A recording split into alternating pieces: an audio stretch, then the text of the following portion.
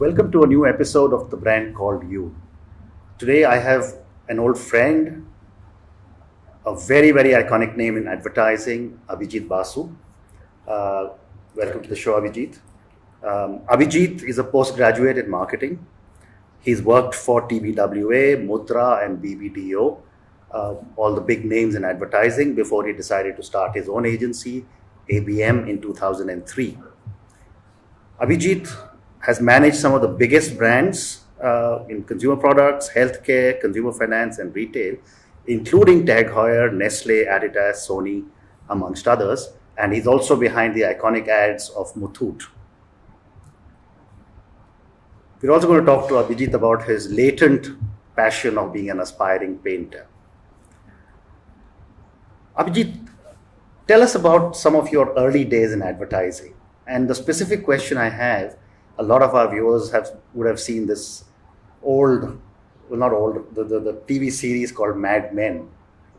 And that seems to be the mindset of a lot of our young viewers on what advertising is all about. So tell us about your experiences. See, advertising has always been a very glamorous business, and that is, I think, all the young people get very, very fascinated by this glamour part of the business.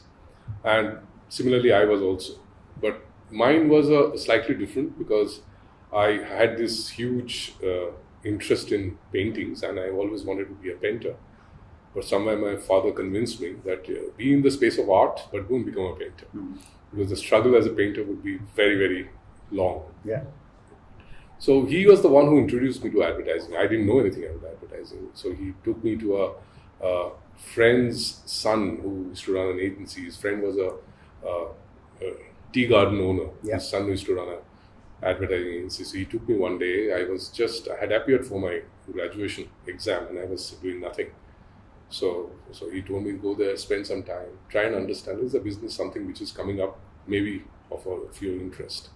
So that's how I went to an advertising agency, spent 15 days, went to different departments and realized that, yes, this is something I would be interested in. So that's how my introduction to advertising had happened. And, very, very, now that I look back and think of, and I kind of created my own career and made myself ready for that industry. It was not a plan. I was actually studying cost accountancy as a BCom student. So I dumped everything. I said, this is what I would like to do. So I started as a creative person because I could paint. So talent, I grown up in Calcutta. It was like every household has a talent. So I started as a visualizer in an agency. And very soon I realized that because I didn't come from an art college or art school, so my thinking was slightly different. My father was a businessman. So I thought maybe the client servicing space would be of some interest, where I can still have a creative perspective, but I don't have to go and create things. I can be, So that's how I went and did my post-graduation and came back and joined that agency as a client servicing executive. And that's the journey started. Amazing. So as far as the glamour part of it, I just want to tell you is that very soon, very, very soon, you realize that glamour is there, yes, but there are a lot of hard work, extreme hard work, which most of the kids are not prepared. Today, in fact, they are not prepared at all.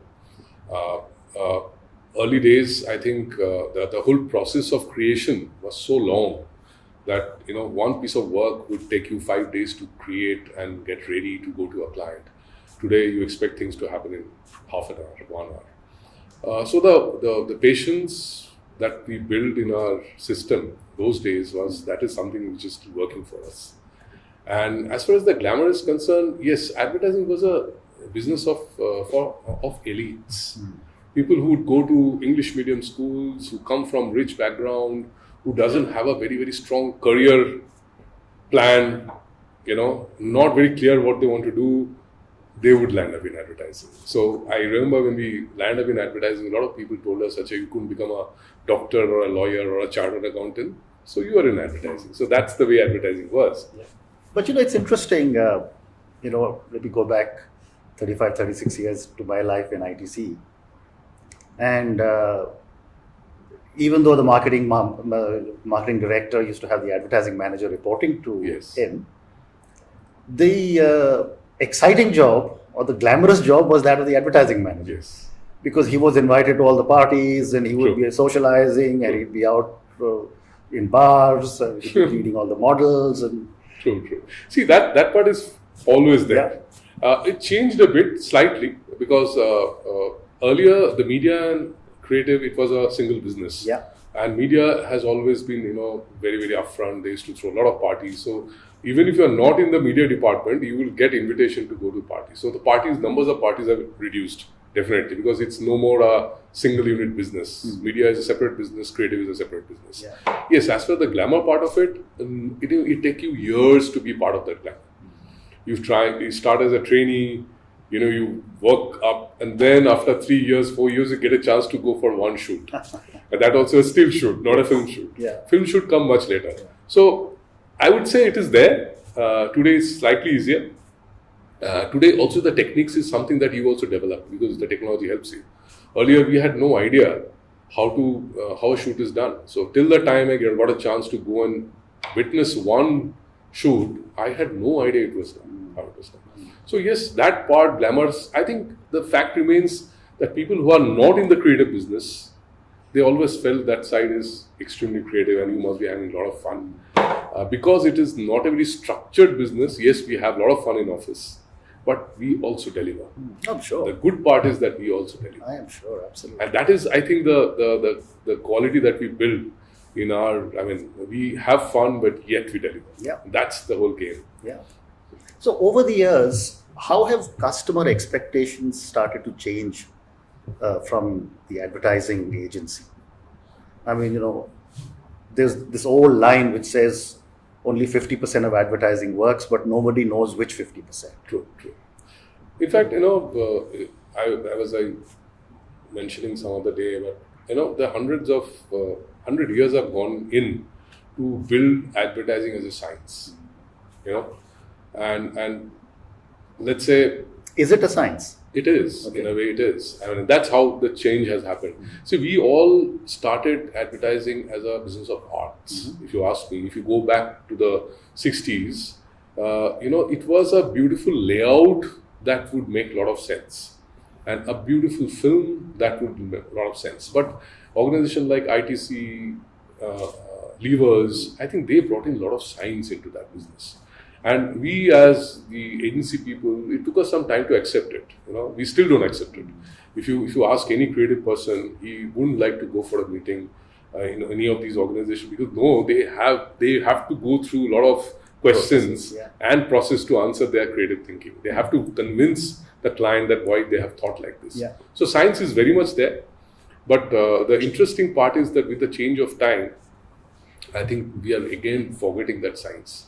Today in the social media, it is the like has become the approval or the success of that story. It is no more science. What Facebook tells you, what Twitter tells you, it's their data that you are looking at. There is no outside data or outside organization who are evaluating that data to tell you whether this is right or wrong. But if you come to the conventional side, there are enough such organizations who proved campaign after campaign whether it has worked for the client or hasn't worked for the client. So we are leaving that science behind and trying to go for something new. I'm sure science will arrive at that space also. Well, I guess the proof of the pudding is in the eating, right? So at the end of the day, if the product is selling, that advertising is working. It is. And I think and that is, I think, that has happened as an organization. I'm running my agency for 16 years. That is one thing that we have day after day, every piece of work we try to do is that, will it work for the client? Yeah. Will it give you results? Yeah. So now tell me, traditionally advertising has been on what I would call the traditional platforms of print and television.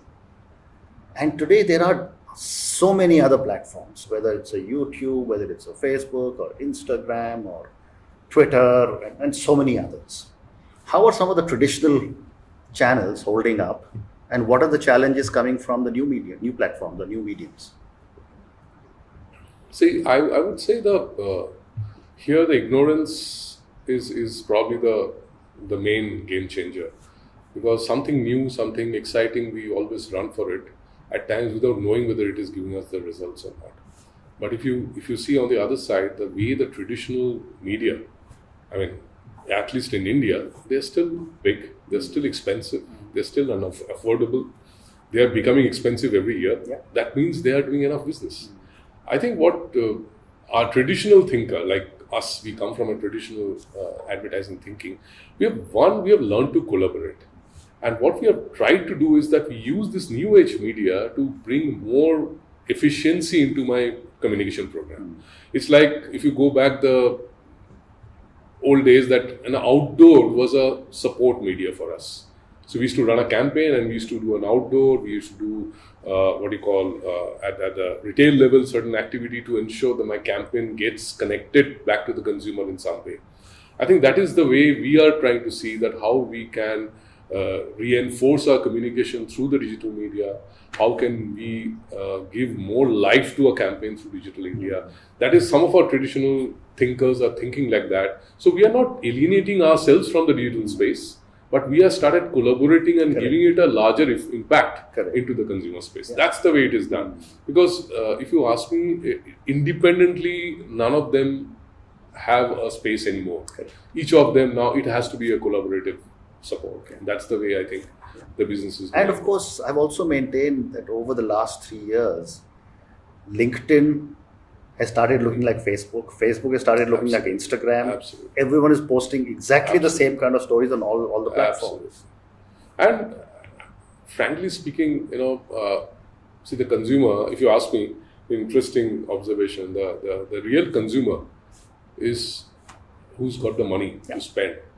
He's probably a 45, 50-year-old guy who's today settled and he has that money too. He is also today struggling to be in the social media. So that is the reason your traditional media is still surviving and booming.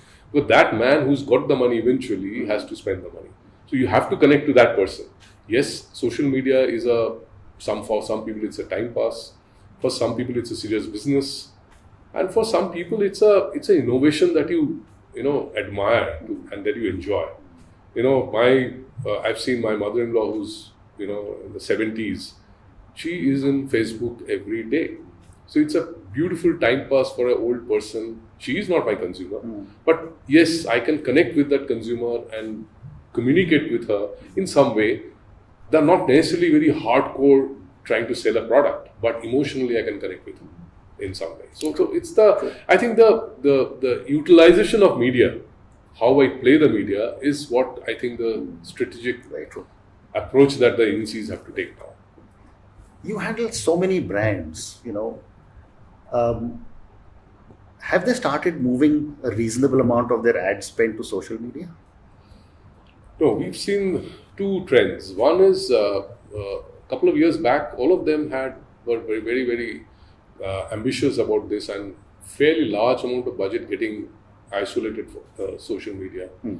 Recent examples I can give you for one or two clients, they have withdrawn certain amount of money because they couldn't evaluate their spends and the results. They know it has given them some kind of probably a return, but that whole thinking of eventually we will move into the social media or the digital space, I think is kind of slowed down a bit because even larger organizations are evaluating the real results. And today the interesting part is that you spend a lot of money, but end of the day you have no clue whether it has worked for you or not. So I think that's the space. So there are a lot of experimentation going on.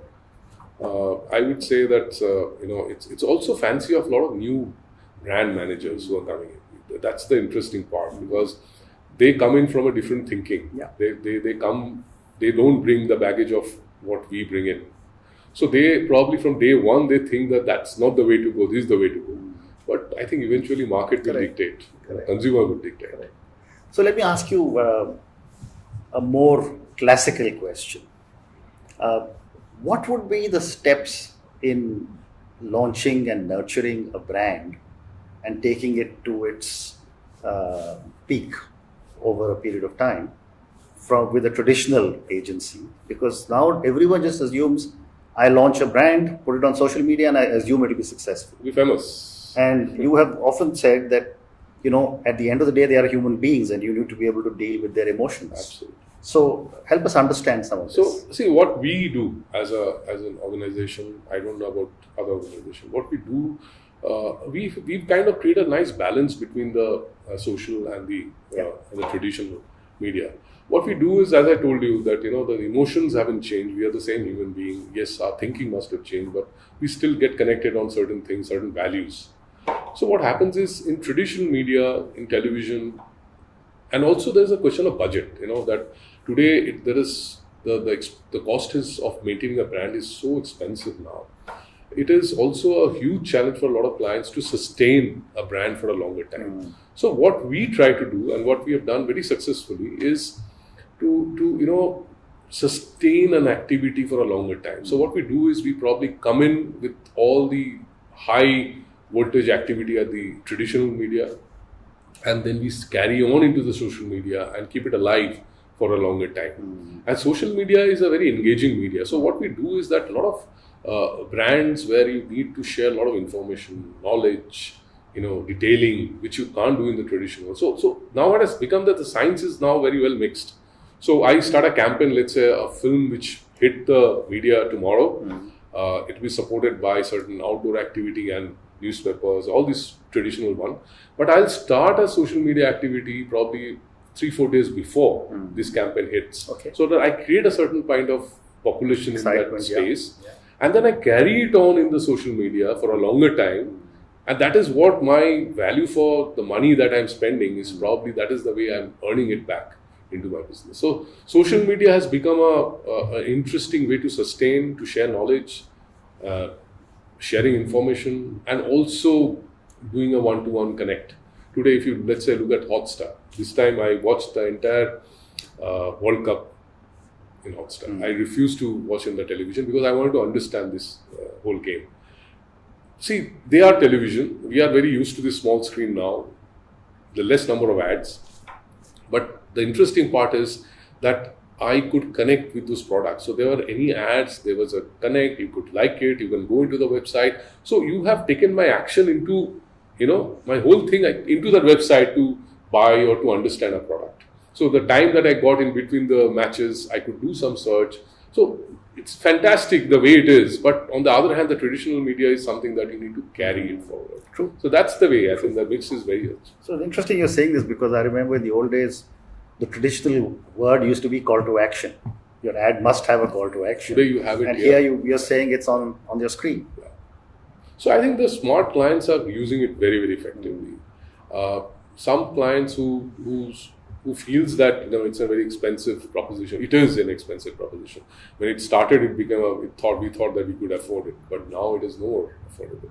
So large brands, startups, they are using those media today. Amazing.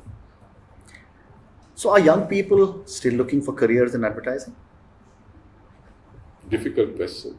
Very few, if you ask me. Very few. I think the options are many.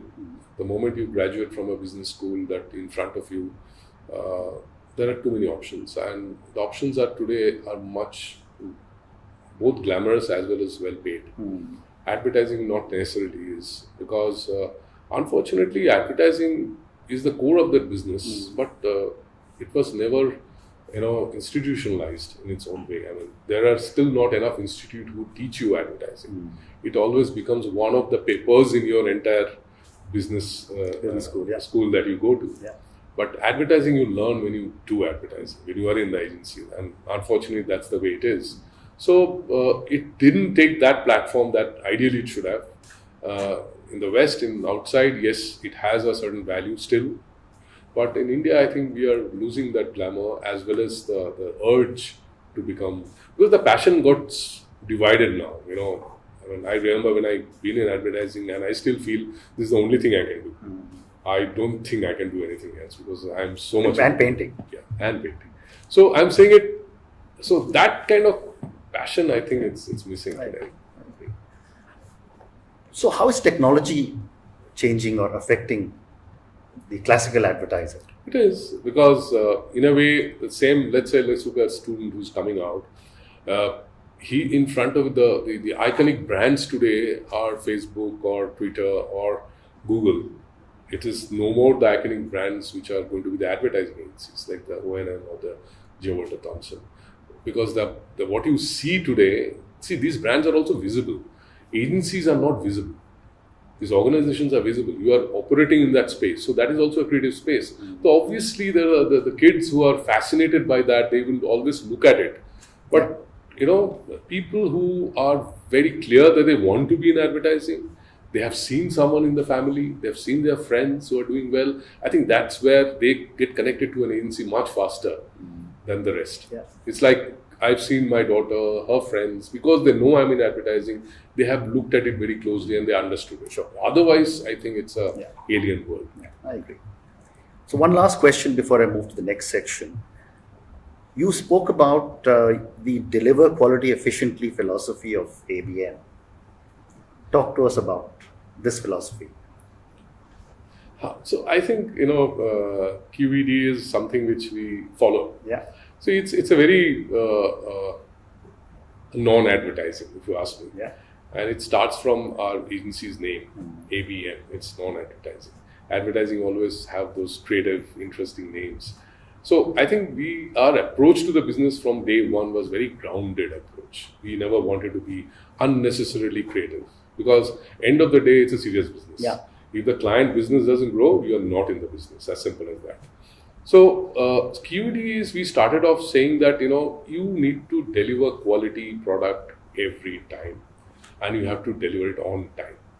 Now, a lot of things, we were taught when we were in advertising that good creativity, if it is not delivered on time, that creative has no value. Absolutely.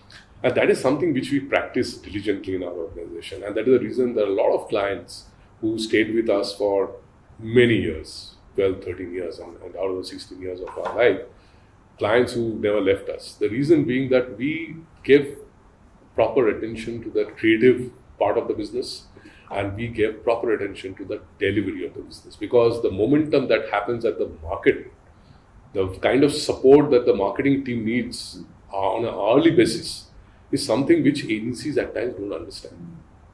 We would like to understand. We keep it aside, and that's not the one that I'm not here to deliver poster artworks every 2 hours. I don't deliver 5 posts every day. I'm here to think some fabulous creative idea. I think that we mixed it very well. We have a team who creates and we have a team who delivers. And that is the reason we say that come what may, every piece of work has to be quality thinking. Every piece of work has to be delivered efficiently and on time is something that's a culture of the agency that we bought.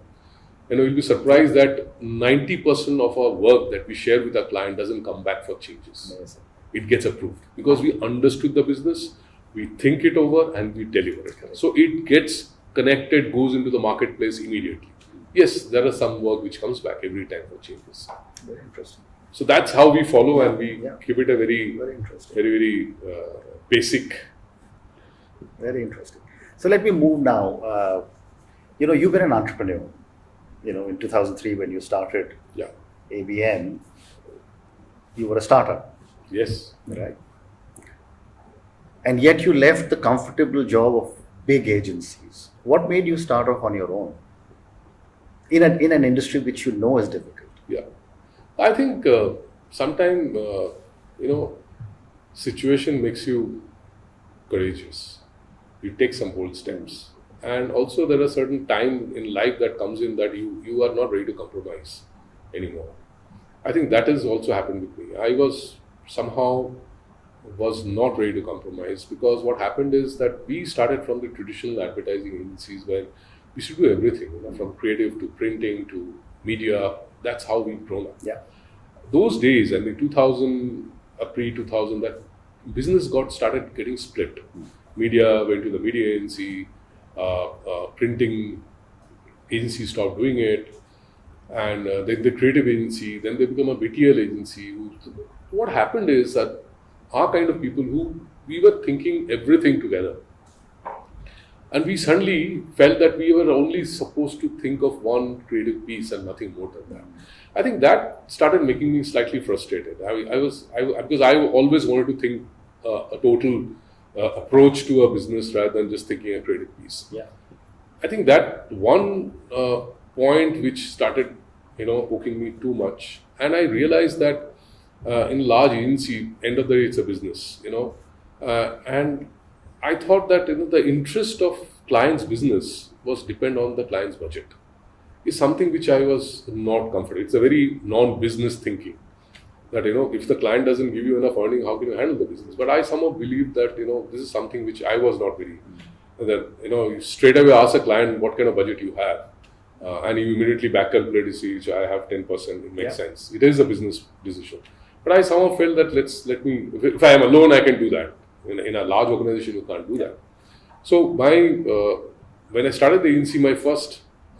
My visiting card had a picture of a nest with a lot of eggs. And the approach was, I went against the norm at that point of time.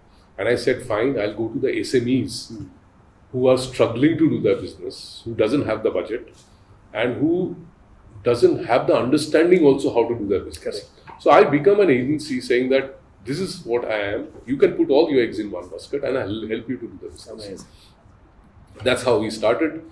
So clients who had small budget where large agencies were not interested, media agencies didn't look at them. They had a budget which didn't know how to collaborate and use them efficiently to run a campaign. So I went for those kind of clients. And I think that's where my journey started. So I became a consultant to those clients. I became their business partners. I helped them to grow their businesses. Yes, media, I never did media. I gave it to my friends, to any agency. There are enough media money that I've given away as part of my offering. But what happened is those businesses became so successful over a period of time that I think that is what I got more and more businesses. Because the client suddenly valued that, this agency was interested to run my business as a partner and not as a outside agency to look at what kind of money you have and how can I earn some commission out of it. So it's a paradigm shift in my thoughts. I was too small. Yeah. I didn't have the backup, the courage, the money to do a big thing. But the starting was very small, but we could manage to grow 16 years, sustain our business. We didn't go out to take loans, funding. And I think that's what the exciting part is. Fantastic. And we still do it, even today. That's the practice. We never changed it. Very good. We still do it today. Amazing.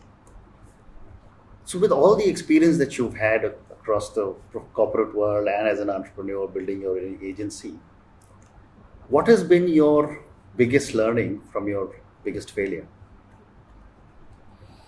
Two things. I think, one learning is that, the guts and the courage. If you don't have it, you can't sustain it. And let me tell you this, after working for almost close to 20 years, I quit my job and started. It was not an early start. Yeah. And the best of the job offer came when I started my business. And the temptation to give it away and stick to what you want to do is something that, that gave me a certain return, which I value it every day. Courage, what I'm saying, courage, because in a country when you're starting alone, you don't have enough money to sustain yourself. If you don't have the courage, you are the first one to give up. And you give up, everyone gives up. Because smaller organization is driven by the owner or the leader. Yeah. So I would say building your courage, building your wisdom, building your capability to face challenges and learn from your mistakes is something that I've learned. I believe in and I follow Buddhism for 16 years. And my learning comes a lot from there, and the courage also comes from there. So, doing good for people, and don't go to a client always with a purpose to make money. Yeah, I think that is something which I do every day, and sometimes people don't agree with me. Sometimes people say, "Fine, you've done it."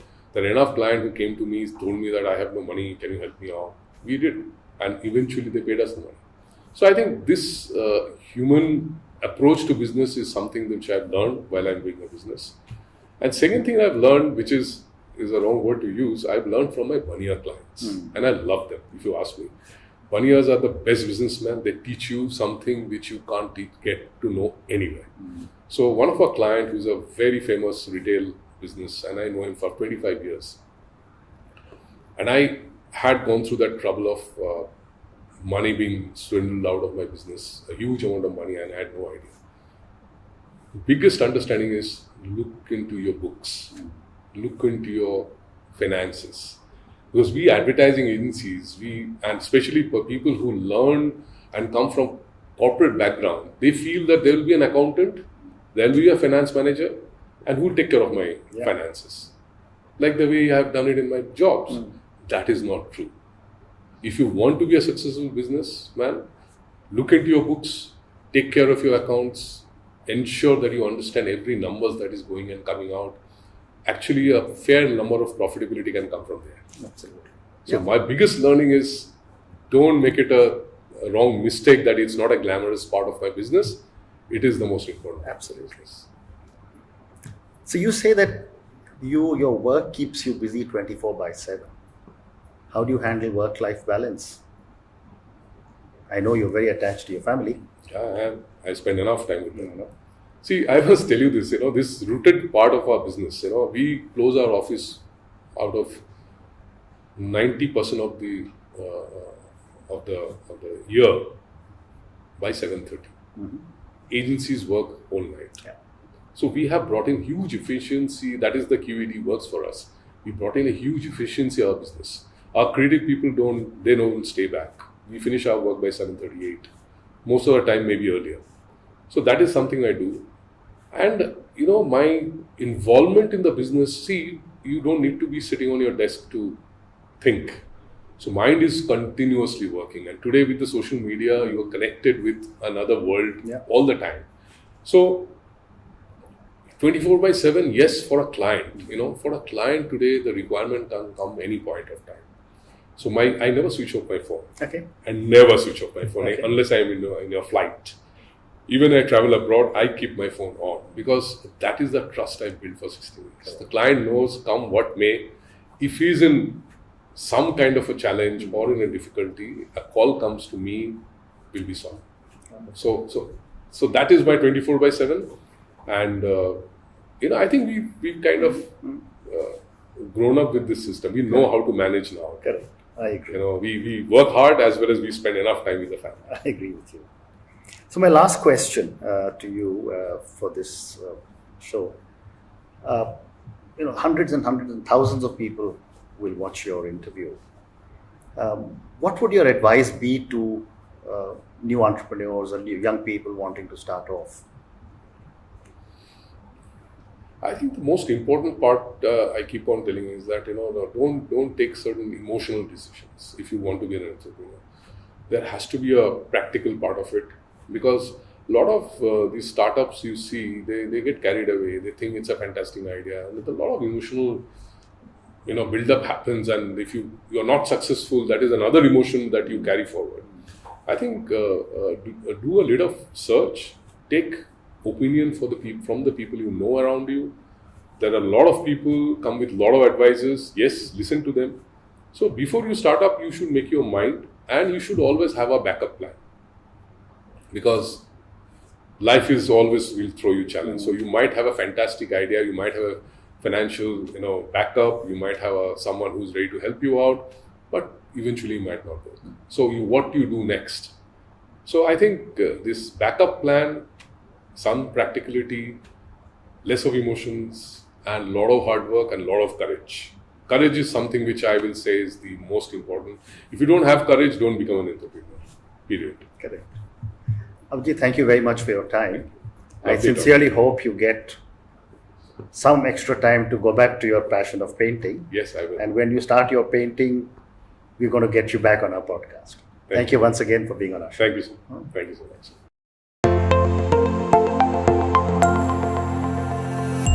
Thank you for listening to the Brand Called You podcast.